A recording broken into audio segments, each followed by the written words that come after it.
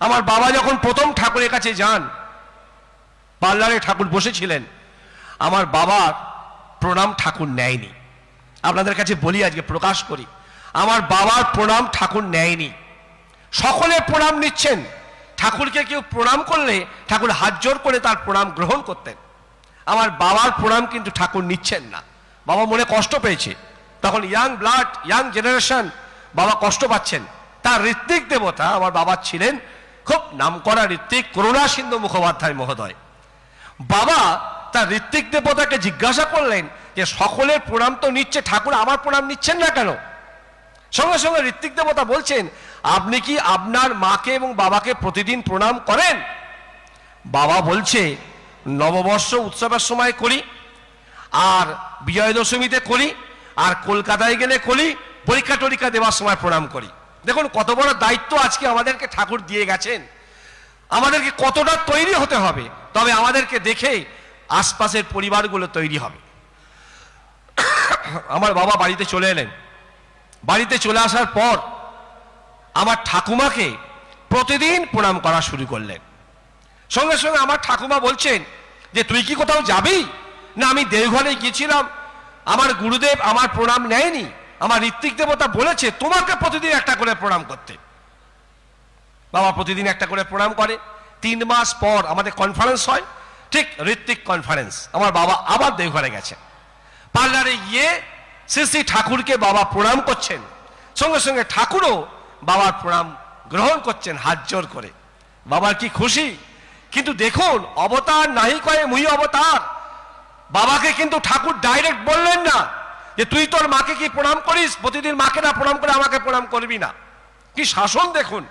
আমার বাবা বসে আছে, আর সবাইকার উদ্দেশ্যে ঠাকুর বলছেন, আমার কাছে অনেকে আসে, খুব ঘটা করে প্রণাম করে, ধূপ ঘোরায়, বাতি ঘোরায়, কিন্তু বাড়িতে গিয়ে উয়েরা ওদের মা বাবাকে প্রণাম করে না। যারা আমার কাছে ঘটা করে প্রণাম করে কিন্তু মা বাবাকে প্রণাম করে না, ওদের কোনো কাম হবি না নে। আমার বাবা অ্যান্সারটা পেয়ে গেলেন। আমার বাবা চলে আসার পর বহু পরিবারের মধ্যে আজকে মাকে এবং বাবাকে একটা জায়গা তৈরি করে দেওয়ার চেষ্টা করেছিলেন, যার ফলে বহু পরিবার আজও তাদের মা বাবাকে যেমন ওই ভক্তি শ্রদ্ধা প্রণাম নিবেদন করে, তারা চলে যাওয়ার পরও তাদের উদ্দেশ্যে স্মৃতিতর্পণ বাসর করে তাদের প্রতি শ্রদ্ধা জ্ঞাপন করে।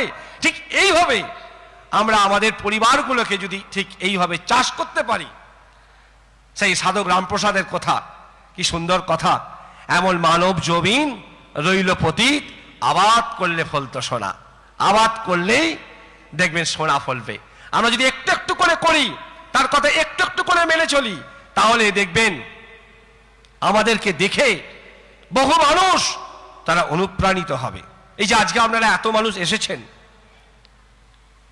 আগামীকাল আরো মানুষ আসবে।